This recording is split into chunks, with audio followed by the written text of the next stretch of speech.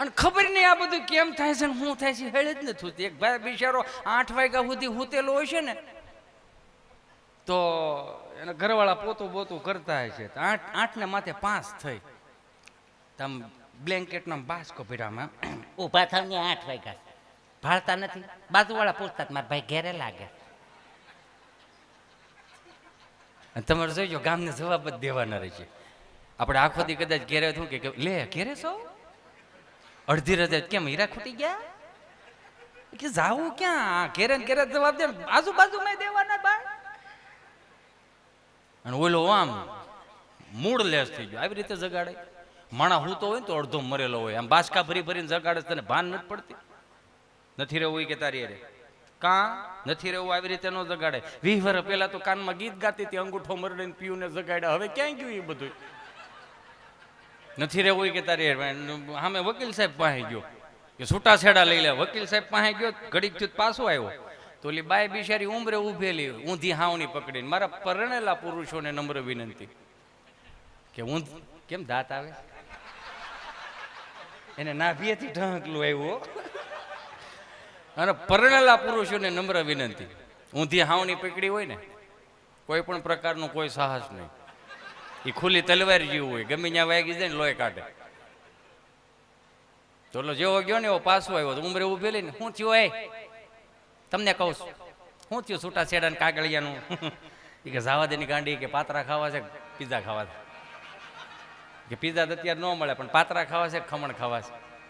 એ કે કાંઈ નથી ખાવું. કાગળિયાનું શું થયું એ કે કાગળિયાનું કાંઈ નહીં કે હું ત્યાં વકીલ સાહેબની ઘેરે ગયો તો વકીલ સાહેબ બાથરૂમમાં કપડાં ધોતા થાય છે કે રોજ ધોકો હું અહીં મૂકું છું રોજ મારે ગોતવાનો હોય કે પછી તો કે આળા માવડીને આપણી કે 8 ને 5 ઉઠી એટલું જ છે ને બીજી તો કોઈ સર્વિસ તો છે જ નહીં.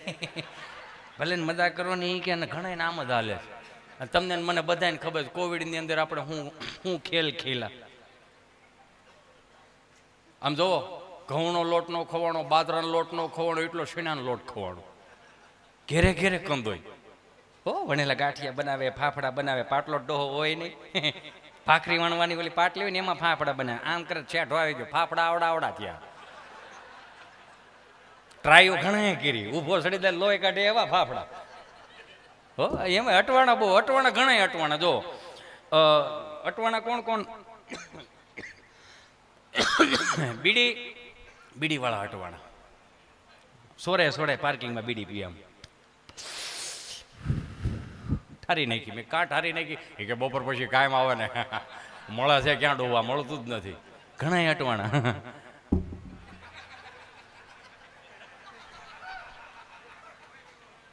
અટવાણા જ નહીં હાવલા મારતા હતા. હું એટલી બધી ડીપમાં વાત કરું ને તો અમે આમ રાઉન્ડ પતી જાય ને આમ બહાર જાય ને એટલે આમ હળુકનાર ઓળખતા ને શું કે ખબર થોડુંક લેવું છે. મેં કીધું કેમ કે તમે આટલી બધી ડીપમાં વાત કરો. મેં કીધું અમારા મિત્રો ઘણી પ્રકારના હોય આપણને ખબર ન હોય કે આ શું છે શું નહીં. એમ તમને વાંધો શું છે તમારા ચહેરા ઉપર સ્માઇલ આપી તો માવાવાળા અટવાણા સોરે માવા સોમવારે તમને કહું કે 2 કડકા મોઢામાં નાખ્યો પડીકું ખીચામાં નાખી દીધું. મંગળવાર પાછું એ ખોલ્યું 2 કડકા મોઢામાં નાખીને વળી પાછું પડીકું ખીચામાં નાખી દીધું. બુધવારે પાછું પડીકું ખોલ્યું તેની સાથે સટકોરા પાણી નાખ્યું. હું કામ તેની દીથી આ માવો હૂતો હોય એને જગાડવો પડે. માવો મૂળમાં જ માણા મૂળમાં આવે ને પાછું ખીચામાં નાખી દીધું. ગુરુવાર શુક્રવાર શનિવાર સુધી આવું આવેલું રવિવાર સુધી આમ આવું આવેલું. રવિવારે તો આવું અજુકતું જોયું ખાલી એટલું જ કર્યું. મેં કીધું આ શું કર્યું કે ગામમાં ખાવા નથી મળતો આપણને ઊંઘવા તો મળે થઈ કે અટવાણા બહુ બધા એમ. એમાં મારે ગભો મારી પાસે આવ્યો. ગભો મને કહે કે આપણે વેક્સિન દેવડાવવા જવું છે. એમાં હું ને ઓલા હિતેશ પટેલ ગજેરા મારે પટેલ છે અને આજ આખો દી આવ્યો તે ફોન ન કર્યો એટલે નક્કી રિહામણા મનામણા હશે કંઈક જે હોય તે. ગભાને હું લઈ ગયો વેક્સિન દેવડાવવા. અહીં નર્સ બેન બેઠેલા વાત ઉપર ધ્યાન દેજો. અહીં નર્સ બેન બેઠેલા અને અહીં ગભાને બેહેરો. તો નર્સ બેને એવું પૂછ્યું કે તમારું નામ શું છે? ગભો. અચ્છા તો તમારો પહેલો ડોઝ છે કે બીજો ડોઝ? કે બીજો ડોઝ. અચ્છા બીજો ડોઝ છે તો પહેલો ડોઝ કયા હાથે આપેલો હતો?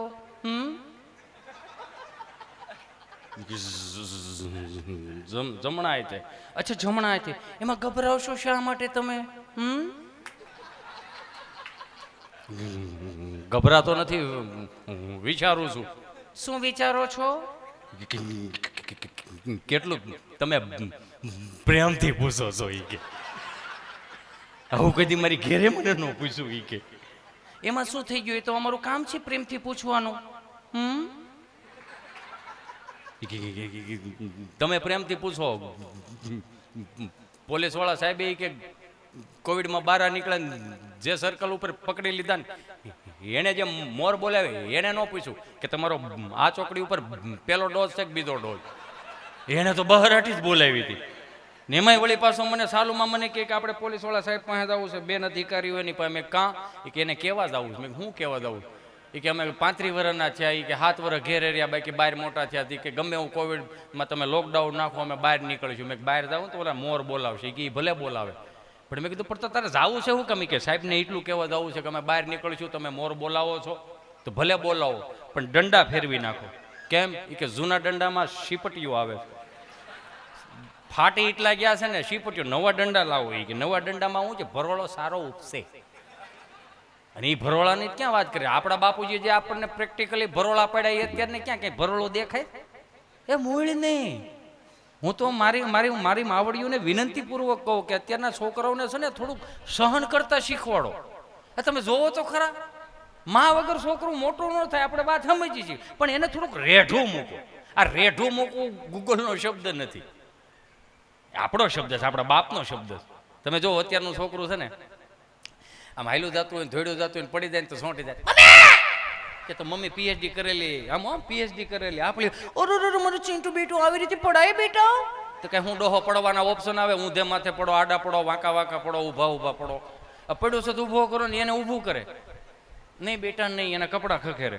હવે 30 વર્ષ પહેલા આપણી માએ આપણને જેટલો પાકો માલ ખવરાવ્યો, પાકો માલ એટલે દહીં, દૂધ, ઘી, છાશ, માખણ. મને તો હું આજના મેનુ ઉપર પિનલ ઉપર ફિદા થઈ ગયો. સૂર્યમાના લાડવા જો તહતા ખીરમાં મોહનથાળ, આમ ધરી ગયેલો મોહનથાળો આમ પડ્યો હોય ને આમ થાળીમાં વાલો લાગે. એક ભાઈને આમ જમવા ગયા ને તો એક હારે 8 ગુલાબ જાંબુ લઈ લીધા અને 8 ગુલાબ જાંબુમાં જરી બટકા ભરી લીધા. મેં કીધું આવું શું કરો? મને કે એકા બીજા દડ્યા નહીં ને.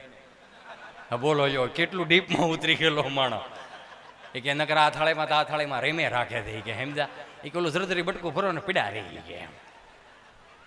જેટલો પાકો માલ 30 વર્ષ પહેલા ખવડાવ્યો, દહીં, દૂધ, ઘી, છાશ, માખણ, જેટલો પાકો માલ ખવડાવ્યો એટલો જ ઘાટો માલ આવતો.